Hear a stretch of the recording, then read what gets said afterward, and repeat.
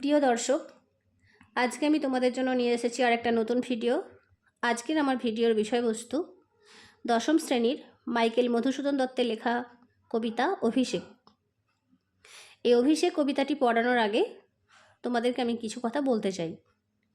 তোমরা কিন্তু যখন আমার এই ভিডিওটা দেখবে তার আগে তোমাদের টেক্সট বই, একটা পেন, খাতা নিয়ে বসবে, কেমন? এবার আমি আসি এই কবিতার বা পাঠ্যাংশের বিষয়বস্তুতে। দেখো, রামায়ণের গল্প আমরা সবাই জানি, তাই সেই গল্পটা বলে ভিডিওটাকে আমি বেশি লেন্দি করতে চাই না। আমরা জানি ঋষি বাল্মীকি বা তিনি রামায়ণ রচনা করেছিলেন, তাই তো? সেই তার রামায়ণকে অনুসরণ করে কৃত্তিবাস ওঝা বাংলায় রামায়ণ রচনা করেন। এবং এই রামায়ণ মূলত 7টি কাণ্ডে বিভক্ত: আদি, অযোধ্যা, অরণ্য, কিষ্কিন্ধা, সুন্দর, লঙ্কা এবং উত্তর। এই লঙ্কা কাণ্ড থেকেই মাইকেল মধুসূদন দত্ত তার মেঘনাদবধ কাব্যের বিষয়বস্তু তুলে নেন এবং তিনি রচনা করেন তার বিখ্যাত মহাকাব্য মেঘনাদবধ কাব্য। মেঘনাদ রাক্ষসরাজ রাবণের ছেলে, যার আর এক নাম ইন্দ্রজিৎ। এই মেঘনাদবধ কাব্যের বিষয়বস্তু হচ্ছে ইন্দ্রজিৎ বা মেঘনাদ, তাকে রাবণ রাজা সেনাপতির পদে বরণ করে। সেখান থেকে তার যুদ্ধযাত্রা, যুদ্ধের জন্য প্রস্তুতি নেওয়া এবং যুদ্ধের প্রস্তুতি নিতে সে যখন নিকুম্ভিলা যজ্ঞাগারে যজ্ঞ করতে যায়, সেখানেই লক্ষ্মণের হাতে তার মৃত্যু।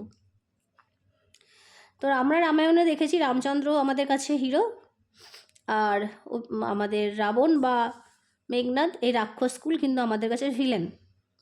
সেই রামায়ণের সঙ্গে মাইকেল মধুসূদন দত্তের মেঘনাদবধ কাব্যকে মেলালে কিন্তু চলবে না। মাইকেল মধুসূদন দত্ত মেঘনাদবধ কাব্যে রাবণকে এক সন্তানহারা পিতা, মেঘনাদকে এক আদর্শ দেশপ্রেমিক হিসাবে অঙ্কন করেছেন। মেঘনাদবধ কাব্য এটাও কিন্তু 9টা সর্গ বা 9টা অধ্যায়ে বিভক্ত।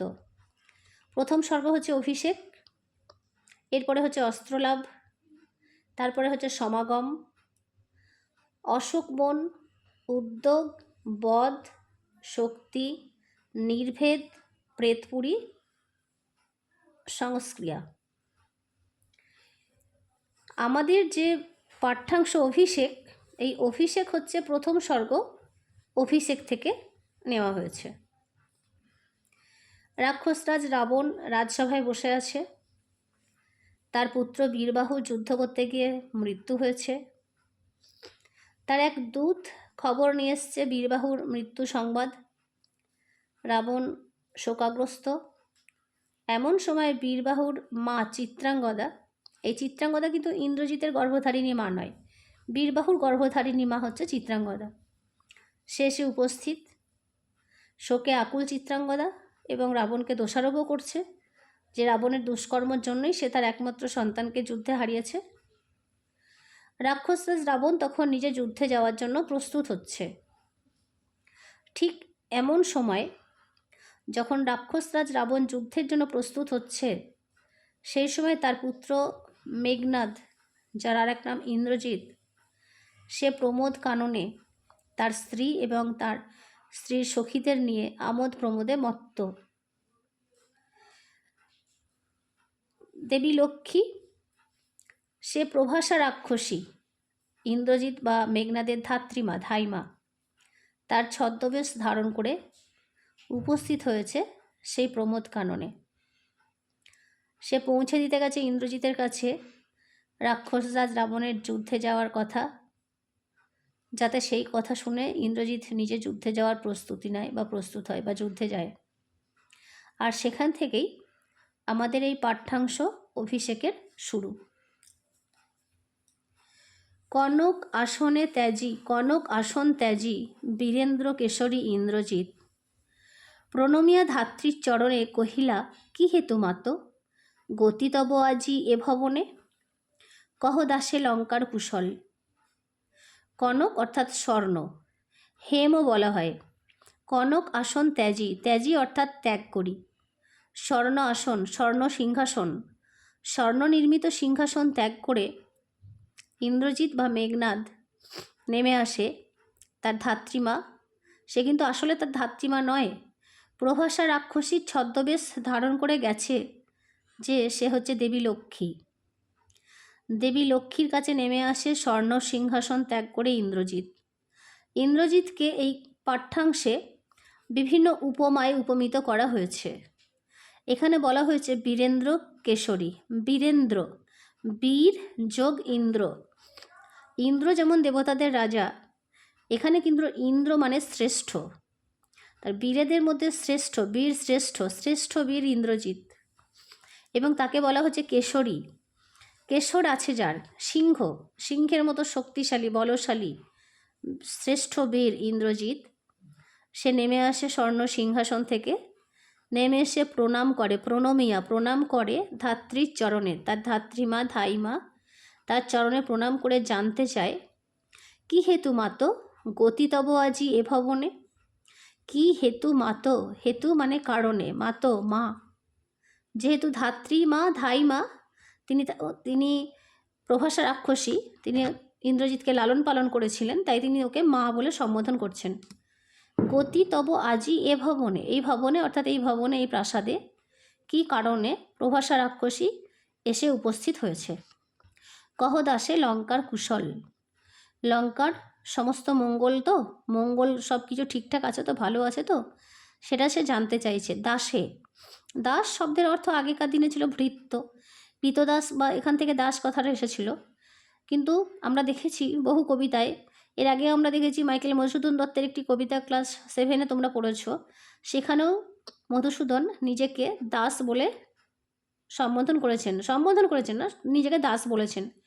দাস অর্থাৎ অনুগত, তিনি তার দেশের প্রতি অনুগত, তার রাজপ্রাসাদের মানুষদের কাছে অনুগত, তাই বলছে কহ দাসে লঙ্কার কুশল।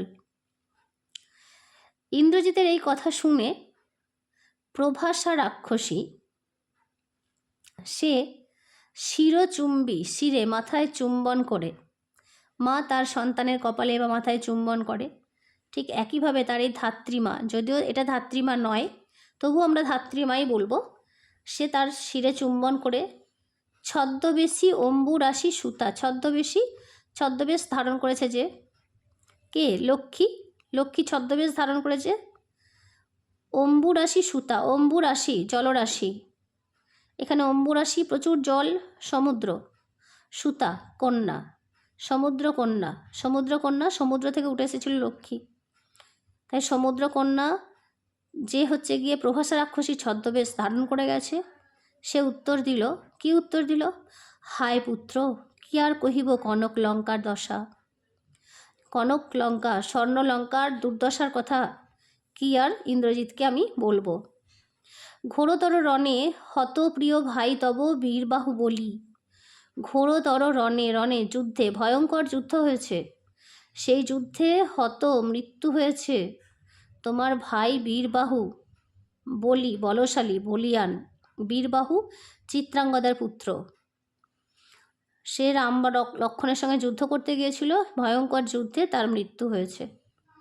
তার শোকে মহাশোকী রাক্ষসাধিপতি, রাক্ষস যোগ অধিপতি রাজা, রাক্ষস রাজ, সে মহাশোক পেয়েছে, মহাশোকের একদম মুহ্যমান হয়ে পড়েছে। সসৈন্য সাজেন আজি যুঝিতে আপনি, এবং তিনি নিজেই আজকে যুদ্ধ করতে যাওয়ার জন্য সসৈন্য সাজছেন, সৈন্যসহ সাজছেন। জিজ্ঞাসিলা মহাবাহু বিস্ময় মানিয়া, কি কহিলা ভগবতী, কে বধিল কবে প্রিয়ানুজে। এই কথা শুনে মহাবাহু, মহাবলিয়ান, মহাবলশালী ইন্দ্রজিৎ অবাক হয়ে গেল, বিস্মিত হয়ে জিজ্ঞাসা করছে, ভগবতী ভগবানের স্ত্রীলিঙ্গ, তিনি মাকে ঈশ্বরের আসনে বসিয়েছেন, তাই বলছেন যে তুমি এটা কি বলছো মা, কে বধিল, কে বধ করলো, কবে, প্রিয়ানুজে, প্রিয় যোগ অনুজ, তাকে, প্রিয় যে অনুজ, প্রিয় ছোট ভাই, তাকে কে বধ করলো। নিশারণে সংহারিনু আমি রঘুবরে, রাত্রিকালীন যুদ্ধে আমি রঘুবর, শ্রেষ্ঠ রঘু রামচন্দ্র, তাকে সংহার করলাম, হত্যা করলাম, বধ করলাম। খণ্ড খণ্ড করিয়া কাটিনু বরসি প্রচণ্ড স্বর বৈরী দলে, শত্রুদের আমি খণ্ড খণ্ড করে কেটেছিলাম, প্রচণ্ড স্বর বর্ষণ করে, নিক্ষেপ করে। তাহলে যে রামচন্দ্রকে রাত্রিকালীন যুদ্ধে আমি হত্যা করলাম, খণ্ড খণ্ড করে কেটে ফেললাম, তার হাতে আমার প্রিয় ভাই বীরবাহুর মৃত্যু হয়েছে। এই বার্তা, এই সংবাদ, এই অদ্ভুত বার্তা, এই অদ্ভুত সংবাদ জননী কোথায় পাইলে তুমি? শীঘ্র কহ দাসে, তুমি শীঘ্র আমাকে বলো এই অদ্ভুত বার্তা তুমি কোথায় পেলে? এই প্রশ্নটা কিন্তু আসার খুব সম্ভাবনা আছে। এই বার্তা, কোন বার্তার কথা বলা হয়েছে? আর এই অদ্ভুত বার্তা, এই বার্তাকে অদ্ভুত কেন বলা হয়েছে? যখন প্রভাসা রাক্ষসীর ছদ্মবেশধারী লক্ষ্মী ইন্দ্রজিৎকে জানায় যে তার ভাই বীরবাহু, তার যুদ্ধে মৃত্যু হয়েছে এবং রামচন্দ্রের হাতে মৃত্যু হয়েছে, এখানে এই বার্তা বা এই সংবাদের কথা বলা হয়েছে। এবং এই সংবাদ অদ্ভুত কেন মনে হয়েছে? কারণ রাত্রিকালীন যুদ্ধে রামচন্দ্রকে ইন্দ্রজিৎ বধ করেছিল, হত্যা করেছিল এবং তাকে স্বর নিক্ষেপ করে খণ্ড খণ্ড করে কেটে ফেলেছিল। সেই মৃত মানুষ জীবিত হলোই বা কী করে, আর তার ভাইকে হত্যাই বা করলো কী করে? এটা তার কাছে অদ্ভুত বলে মনে হয়েছে। রত্নাকর রত্নোত্তমা ইন্দিরা সুন্দরী উত্তরীলা। রত্নাকর, রত্নের আকর, আকর শব্দের অর্থ খনি, রত্নের খনি। এখানে রত্নাকর বলতে সমুদ্রকে বোঝানো হয়েছে, কারণ আমরা জানি সমুদ্র গর্ভ থেকে আমরা অনেক মূল্যবান রত্ন পাই। রত্নোত্তমা, রত্নযুক্ত উত্তমা, শ্রেষ্ঠ রত্ন। লক্ষ্মী, ইন্দিরা সুন্দরী, লক্ষ্মীর আর এক নাম ইন্দিরা। তাহলে বোঝা গেল তো যে এতক্ষণ ধরে যে ধাত্রীমা সেজে গিয়েছিল সে হচ্ছে সমুদ্রকন্যা লক্ষ্মী। সে উত্তরীলা উত্তর দিল, হায় পুত্র, মায়াবী মানব সীতাপতি, সীতার পতি, সীতার স্বামী কে? রামচন্দ্র। যে রামচন্দ্র মায়াবী মানব, সে মায়া জানে, মায়া বলে তব স্বরে মরিয়া বাঁচিল। মায়া জানে বলেই সে তার মৃত্যু হলেও আবার সে পুনর্জীবিত হয়েছিল, বেঁচে উঠেছিল। যাও তুমি তরা করি, তরা মানে শীঘ্র, দ্রুত, আশু, শীঘ্র তুমি যাও। রক্ষ, এই রক্ষ মানে রক্ষা করো। রক্ষকুল, রাক্ষসকুলকে রক্ষা করো। রক্ষকুল মান, রাক্ষসকুলের মান সম্মান তুমি রক্ষা করো। এ কাল সমরে, এই যে ভয়ঙ্কর যুদ্ধ চলছে, এই যুদ্ধে তুমি অংশগ্রহণ করে রাক্ষসকুলের সম্মান রক্ষা করো। রক্ষ চূড়ামণি, ইন্দ্রজিৎকে বলা হচ্ছে রক্ষকুলের চূড়ামণি, তাদের গর্ব। চূড়ার মণি, মাথায় যে মণি থাকে, অর্থাৎ শ্রেষ্ঠ রত্ন। এই কথা শুনে ইন্দ্রজিৎ প্রচণ্ড ক্রুদ্ধ হয়েছে এবং তার নিজের প্রতি ধিক্কার এসেছে। সে ক্রোধে ছিঁড়িলা কুসুম দাম রোষে মহাবলী। আমি আগেই বলেছি যে ইন্দ্রজিৎ তার স্ত্রী প্রমীলা এবং তার সখীদের নিয়ে প্রমোদ কাননে আমোদ প্রমোদে মত্ত ছিলেন। সেখানে তিনি তার স্ত্রী সখীদের সঙ্গে দেখা যাচ্ছে ফুলের মালা পরে সেজেছেন, তাদের কাছ থেকেই হয়তো ফুলের মালা নিয়ে সেজেছেন বা তারাই সাজিয়ে দিয়েছে। তার হাতে কনক বলয়, সোনার বালা, কানে, আগেকার দিনের রাজারা বা পুরুষরা কানে এক ধরনের গহনা পরতো, কানে এক ধরনের দুল, মানে দুল বলবো না, কানের অলংকার পরতো, তার কানে সেই কুণ্ডল, কানের দুল। যখন ইন্দ্রজিৎ জানতে পারল যে সে তার স্ত্রীকে নিয়ে, তার স্ত্রী সখীদের নিয়ে আমোদ প্রমোদে মত্ত, তখন তার ভাইয়ের মৃত্যু হয়েছে, তার বাবা যুদ্ধের জন্য প্রস্তুত হচ্ছে, এই কথা শুনে সে ক্রোধে ছিঁড়িলা কুসুম দাম রোষে মহাবলী। তার গলায় যে ফুলের মালা ছিল, রোষে মহাবলশালী ইন্দ্রজিৎ ছিঁড়ে ফেলল। মেঘনাদ, ইন্দ্রজিতের আর এক নাম মেঘনাদ, এর আসল নাম হচ্ছে মেঘনাদ। শোনা যায় যে মেঘনাদ যখন জন্মেছিল, জন্মের পর শিশু যে প্রথম কাঁদে, তার কান্নার শব্দ ছিল মেঘ ডাকার মতো। মেঘনাদ, নাদ মানে আওয়াজ বা শব্দ। আর দেবরাজ ইন্দ্রকে সে যুদ্ধে পরাস্ত করেছিল, ইন্দ্রকে পরাস্ত করেছিল, সে যুদ্ধে জয়লাভ করেছিল, তাই তার আর এক নাম হচ্ছে ইন্দ্রজিৎ। ফেলাইলা কনক বলয় দূরে, তার হাতে যে কনক স্বর্ণ বলয় বালা ছিল সেটি সে ছুঁড়ে ফেলে দিল। পদতলে পড়ি সহিল কুণ্ডল, তার পায়ের তলায় তার কানের যে অলঙ্কার, কর্ণালঙ্কার, তা পড়ে গড়াগড়ি যাচ্ছে। যথা অশোকের ফুল অশোকের তলে আভাময়, অশোক গাছের ফুল যদি অশোক গাছের তলায় পড়ে থাকে, যে কোনো গাছের ফুল যখন গাছের তলায় বিছিয়ে থাকে, সেই গাছের তলায় যে একটা সৌন্দর্য বৃদ্ধি পায়, ঠিক তেমনি লাগলো এই ইন্দ্রজিতের গলা থেকে ছিঁড়ে ফেলা ফুলের মালা বা তার কনক বলয় বা তার কানের অলঙ্কার, সেগুলো যখন পড়ে আছে যেন মনে হচ্ছে ইন্দ্রজিৎ অশোক গাছের মতো দাঁড়িয়ে রয়েছে, আর অশোকের ফুল তার পায়ের কাছে তার চারিদিকে পড়ে রয়েছে। ধিক মোড়ে কহিলা গম্ভীরে কুমার, এই রাজকুমার খুব গম্ভীর হয়ে নিজেকে ধিক্কার দিচ্ছেন, হচ্ছে ধিক মোড়ে, হা ধিক মোড়ে বৈরিদল বেড়ে স্বর্ণলঙ্কা, ধিক মোড়ে বৈরিদল বেড়ে স্বর্ণলঙ্কা, শত্রুপক্ষ তারা স্বর্ণলঙ্কা ঘিরে রেখেছে, আর এখানে ইন্দ্রজিৎ সে বলছে যে হেথা আমি বামাদল মাঝে, এই কি সাজে আমারে, যে তার স্ত্রী এবং তার সখীদের নিয়ে সে আনন্দ করছে, আমোদ প্রমোদে ব্যস্ত, যখন কিনা তার দেশ একটা ভয়ঙ্কর যুদ্ধের সম্মুখীন হয়েছে। এই কি সাজে আমারে, দশাননাত্মজ আমি ইন্দ্রজিৎ, যে আমি রাক্ষসরাজ রাবণের পুত্র, আত্মজ শব্দের অর্থ পুত্র, দশাননের আত্মজ, দশাননের পুত্র আমি ইন্দ্রজিৎ, রথ তরা করি, ঘুচাবো এ অপবাদ বোধি রিপুকুলে, রিপুকুলে অর্থাৎ শত্রুদলকে বধ করে এই অপবাদ আমি ঘুচাবো, শীঘ্র রথ নিয়ে এসো। কোন অপবাদ? না, সে একজন রাজার কুমার রাজপুত্র হয়ে সে যুদ্ধ না করে তার স্ত্রী এবং তার সখীদের সঙ্গে আমোদ প্রমোদে ব্যস্ত, এটা তার কাছে অত্যন্ত অপবাদ বা অপমান। একথা শুনলে সবাই তাকে নিন্দা করবে।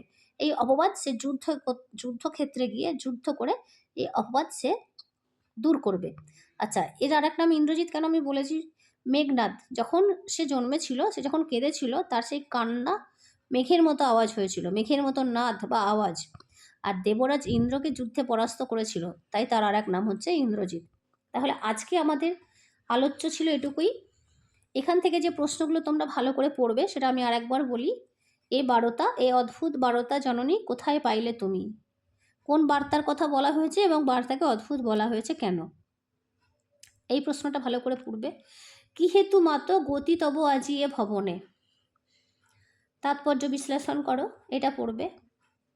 আর ঘুচাবো এ অপবাদ বোধি রিপুকুলে, এটি তাৎপর্য বিশ্লেষণ করো।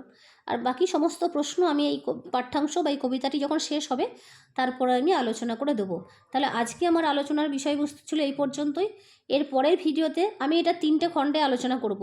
প্রথম হচ্ছে ধাত্রীমাতার সঙ্গে ইন্দ্রজিতের যে কথোপকথন, এর পরের খণ্ডে আমি আলোচনা করব ইন্দ্রজিতের যুদ্ধের সাজ এবং তার স্ত্রীর সঙ্গে তার কথোপকথন এবং যুদ্ধের প্রস্তুতি নেওয়া, এবং তারপরের দিনের ভিডিও আমি আলোচনা করব রাবণের সঙ্গে ইন্দ্রজিতের কথোপকথন এবং তাকে সেনাপতির পদে অভিষিক্ত করা। ঠিক আছে, আজকের ভিডিওটা এই পর্যন্তই থাকলো। তোমাদের কাছে আমার একটাই অনুরোধ, আমার এই ভিডিওটা তোমরা লাইক করো, সাবস্ক্রাইব করো, শেয়ার করো। দেখা হবে আবার পরের ভিডিওতে।